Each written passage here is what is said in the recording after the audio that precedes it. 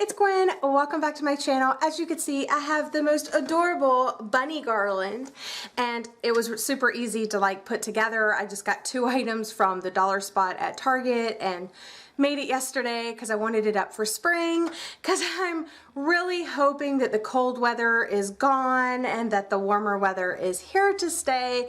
But today I'm here to talk to you about what I read in February, so my February 2016 wrap up. And there's actually 3 parts to this video. I want to talk to you about the books I read, I want to talk to you about the Bookish Box, and then I want to talk to you about what I am currently reading.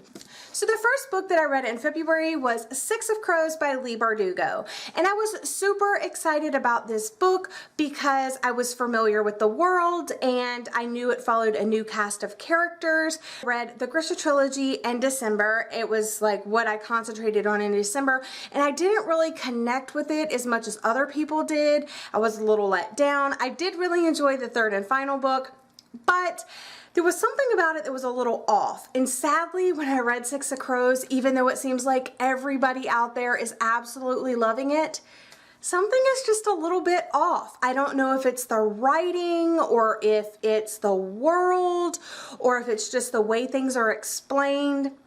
This story is like the heist story set in Grishaverse, and it follows a new cast of characters. Like I said, Kaz is the leader, and he's basically hired to go retrieve this scientist from this impenetrable like fortress and get him out so that the world is saved. And he puts together the most awesome cast of characters, I have to say. And the reason why I didn't really like it is this book is split up into 4 parts. The first part is before the heist, so it's setting up the story, setting up the world. The second part is when they are on the boat, when the crew is on the boat on the way to the heist. And then the actual heist itself is the 3rd part, and the 4th part is after the heist. So I have it divided here, and this is before the heist. This large chunk, and then this little rather large chunk. So before the heist even gets started, you have read 254 pages. So this is marketed as a heist novel, but you don't actually get to the heist until more than halfway through the book. So to me, it was a lot of build-up and unnecessary build-up. And even though she tried to explain the world, and there were 2 maps included in this book, there was the normal Grishaverse map, and then there was the actual map of the place that the ice court where our characters were going to be breaking into. I still couldn't picture this world. So I don't know if it's me as a reader or if this just isn't my thing or what, but something, it definitely felt off to me with this. The actual heist itself was super fast-paced, and I really enjoyed that. But I gave it 3.5 stars. Now, I will say that after I finished this novel and, you know, having finished it now, I think about this so much more than when I was actually reading it. I mean, I struggled to read it. It took me forever. But after reading it and having the complete story in my head, I'm like, man, that was a pretty cool story. But there were still so many things wrong with it. So anyway, 6 of Crows, 3.5 stars. It's off of my little thingy back here, so yay! If you happen to have watched my Rainbow-thon TBR, I had these books picked out for Rainbow-thon, my purple, blue, green, yellow, and this is my orange and red book. So I actually started with my violet book, which was Far From You by Tess Sharp, and I read this, I really enjoyed it, I gave it 4 stars. But I have to say, after reading this, it's a little bit forgettable. It's one of those stories that you really enjoy while you're reading it, but then after you read it, it's just kind of like, meh, you know, whatever. It's one of those books that I read, and you really can't remember exactly like what you liked about it or what you didn't like about it. I gave it 4 stars because I always do my rating like right after I read it.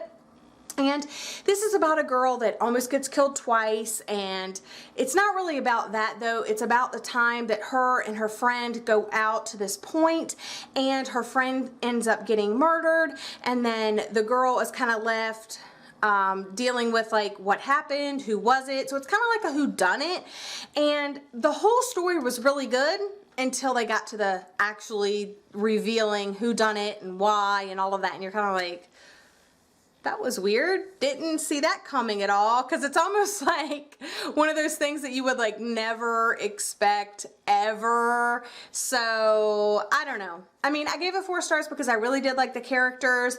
I really did like the writing. It was fast paced. The plot moved along quickly. But yeah, it was just weird towards the end. I was like, what?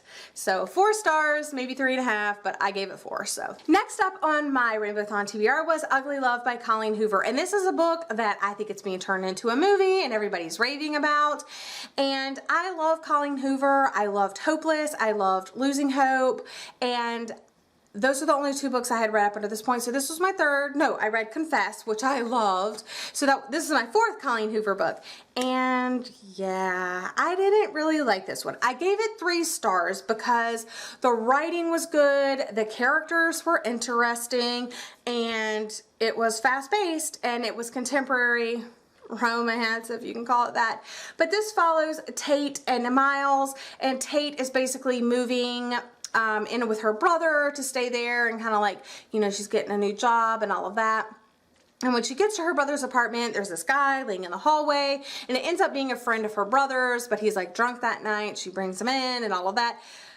But basically what this story is about is they kind of have this contract that it's only going to be a physical relationship. It's only going to be about sex. It's not going to be about love at all. It's nothing like that.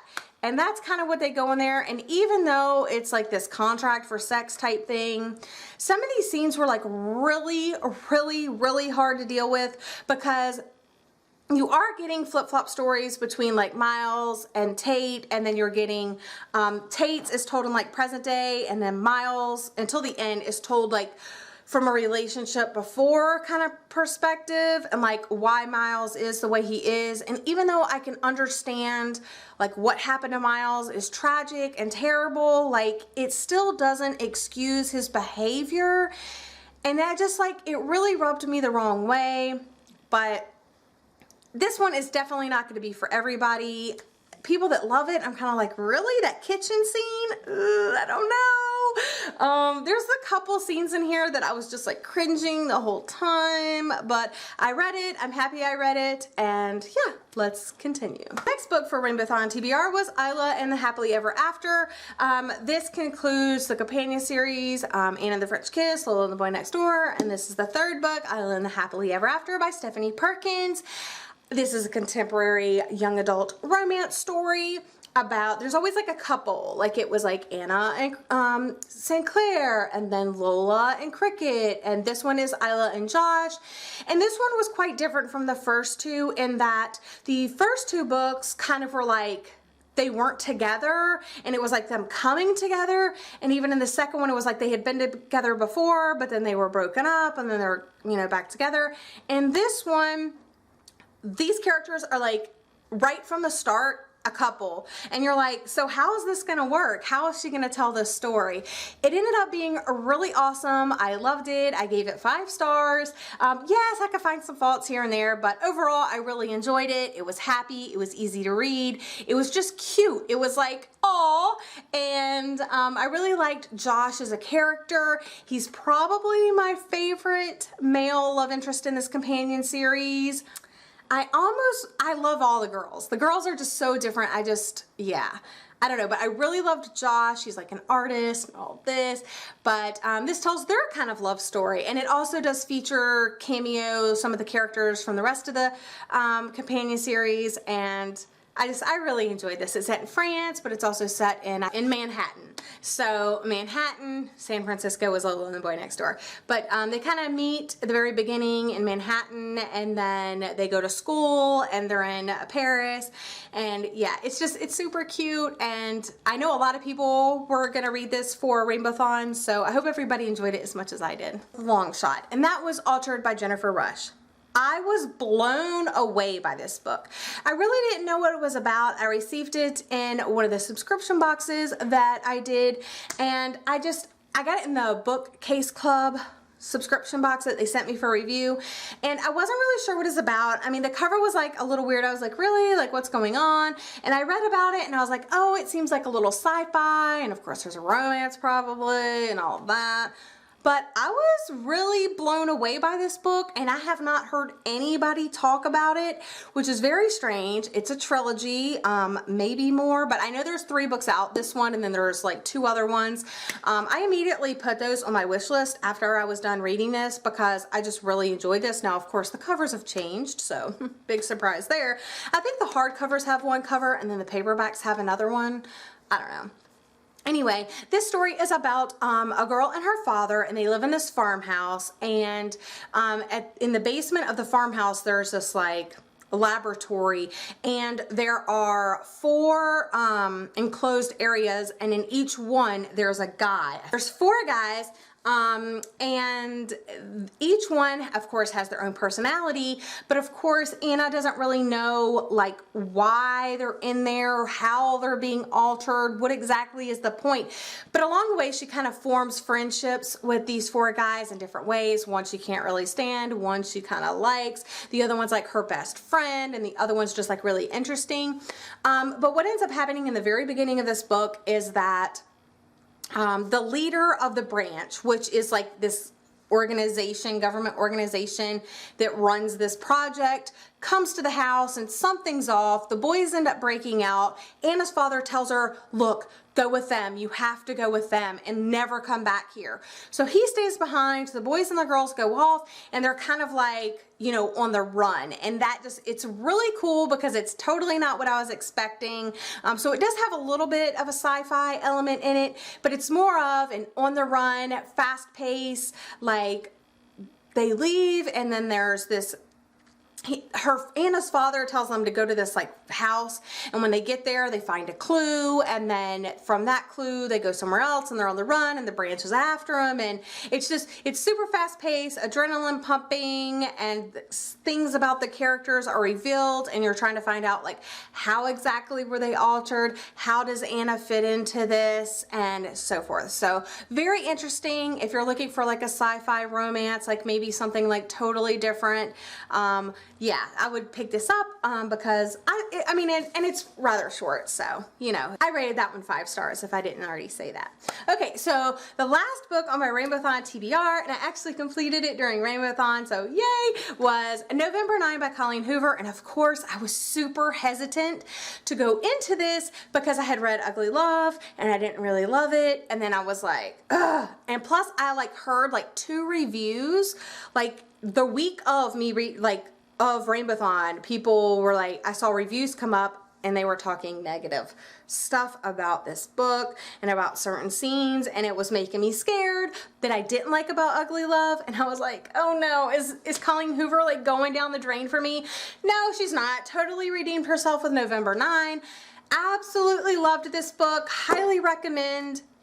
This is about Fallon and Ben, and they meet the day that Fallon is leaving the city. So this is set in California, and she is moving to New York. She is having like breakfast with her dad, and they're kind of like saying their goodbyes because later that night she's leaving. And the thing about Fallon is that she was in a fire when she was younger, and like the whole like left side of her face and like down her arm a little bit, and like totally burned. So she, of course, she's like, you know, ashamed of that in a way, so she hides herself and stuff like that, but she's trying to go to New York to like find herself, reinvent her career, find new friends, kind of like start her life, you know, be on her own away from her father, and just all of the stuff that she's had to deal with before. But on that same day during breakfast, she goes to the restroom, comes back, you know, her dad's treating her like crap, and this guy Ben sees what's going on and kind of steps in. He like slides into the booth and he's like, hey, sorry I'm late, sweetheart, and like, you know, just totally funny, and he pretends like he is Fallon's boyfriend, and the dad's kind of like shocked, and Ben stands up for her, like to her father, like, you know, like, you're a douchebag, dude. And it's just really interesting, and the plot line follows them agreeing to meet every year for 5 years on November 9th at a, you know, preset time and place. And the reason why they chose that date is because that's the day that they met. And there is like a kind of like an immediate connection, but Fallon holds true to something that her mom kind of told her, like, you're not going to really be able to fall in love and do all that until you're 23. So you need to like experience life and all that. So Fallon kind of sticks to that. And she's like, look, if I go to New York and I get your phone number or we exchange social media, like, I'm just going to be obsessing about you calling me and everything like that. And we're not going to really live our lives.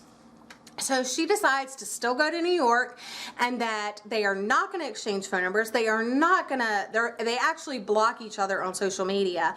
And then Ben and her plan to meet at the same place on November 9th of the next year.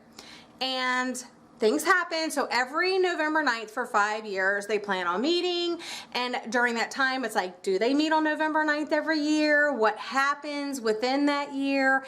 And it's just, it's super cute. It's kind of like, it has some deeper things that happen as well. And just overall, I really enjoyed this. The writing was very, it wasn't what you were expecting, because a couple of times you're like, oh, I'm kind of seeing a pattern, but then it changes and you're like, okay, thank goodness that wasn't a pattern. So I just really liked it. Fast paced, great writing, great characters. Yeah. Yes. Pick it up. Then that completed my Rainbow-thon TBR, and then the next books that I read, I wanted to get another book off of here, so I picked up my Giver Quartet, and I had 2 books left to read in that. I picked up Messenger, and then right after that I picked up Sun, and I have these library binding covers that came in the boxed set. So of course, first I read Messenger, which was really skinny, and I had actually gotten this from the library before, and I only read a couple of pages, and I was like, oh, I don't really know if I'm gonna like this one, but I actually really enjoyed this one. It does feature how the quartet kind of goes is like the Giver, of course, starts it, and favorite book of all time. And then Gathering Blue features totally different characters, and you're not even sure if it's in the same world, but it is this dystopian type world. But I really enjoyed that one, but of course I don't think that it measured up to the Giver. Messenger is kind of set in like a dystopian world, and we're kind of seeing a few familiar characters, and it really isn't until the end that you see them kind of like being woven together as like a larger story. This tells the story of Maddie. Yeah, Maddie, he wants to be the messenger. He's not given his title yet, but he's hoping to be the messenger because he works for the leader of the village and goes out and delivers messages. And it's the utopian community. It welcomes strangers, but then they decide to close because there's this tradesmaster. And something interesting and dark is happening within this town. They decide to close the town to outsiders, which is odd and totally against what they were about in the beginning.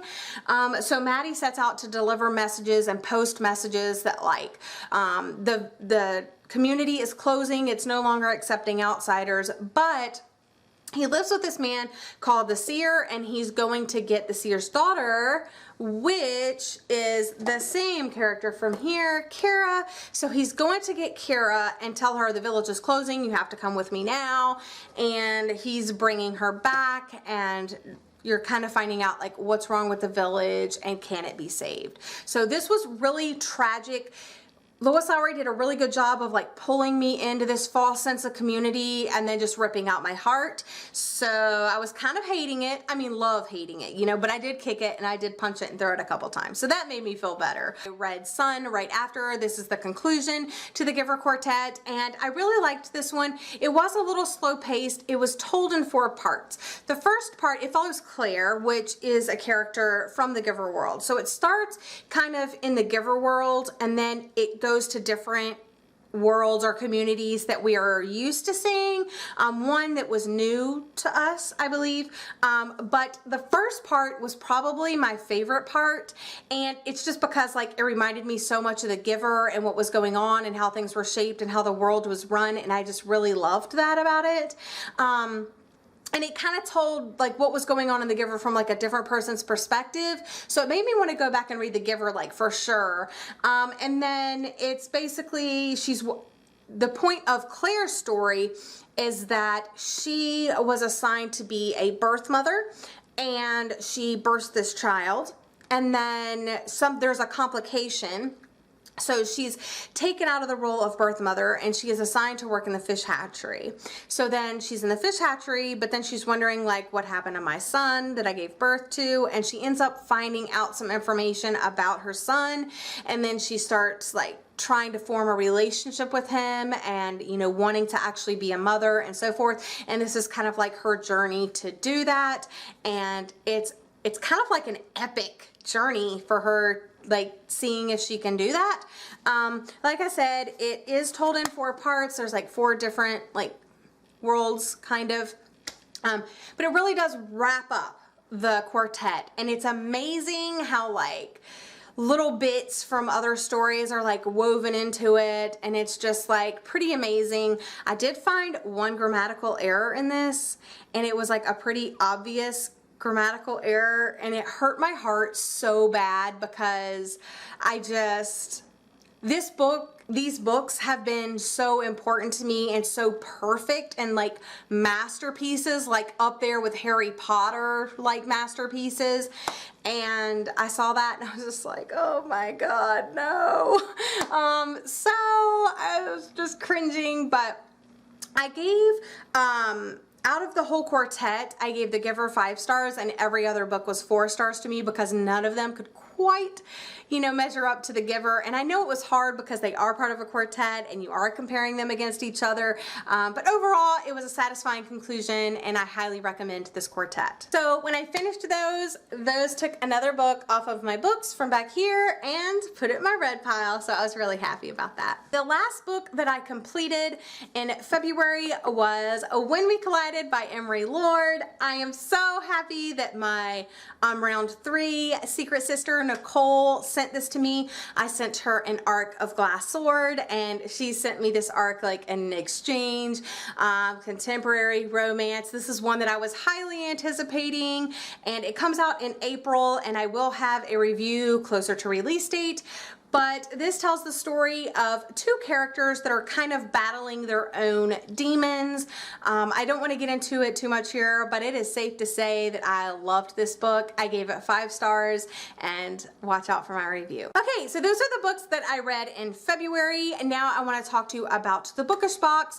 I did get the Bookish Box for review in February, and I got some really cute items in there, and I do have a blog post that actually went live yesterday, and I will link that in the description box for you. If you are interested in the Bookish Box, it does not include books. It is just bookish items and a bookish t-shirt. So every month you get a t-shirt and some bookish items, maybe like a button or a magnet, or you can just go on their website and see. But if you go to my blog post, you'll see everything that I got in February, and also there is a code in there for, I believe, $3.50 off of your first order, and the April boxes are on sale now, and if you want them, you need to jump on it because these sell out super fast.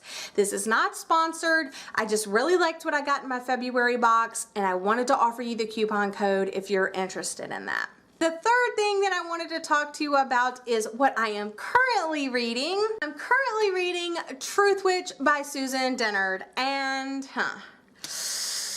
I kind of have a love-hate relationship with this book. I picked this up. I was planning to read The Book Thief this month, but I decided to pick this up because I was still reeling from The Girl of Fire and Thorns, and I was like, yay, fantasy, I love fantasy now.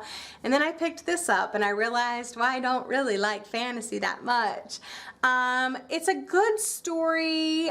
I'm only like 45% in, so I'm not giving it a final rating or anything like right now, but I like the 2 main characters. I like the friendship aspect, but there's so much going on. So I'll be talking about this in my March wrap up, so watch out for that. Maybe I'll do a book review, who knows, but that's what I'm currently reading. If you have read this book, let me know your thoughts down in the comments without spoilers, and let's go ahead and get the conversation started. But that is my February wrap up. I hope you've enjoyed this long video. Sorry about it being so long, but I wanted to talk to you about all the books. But if you've read any of these books, or if you've read Truth Witch, please let me know down in the comment section and let's talk about them. And that's all I have for you today. I'll see you again soon. Bye.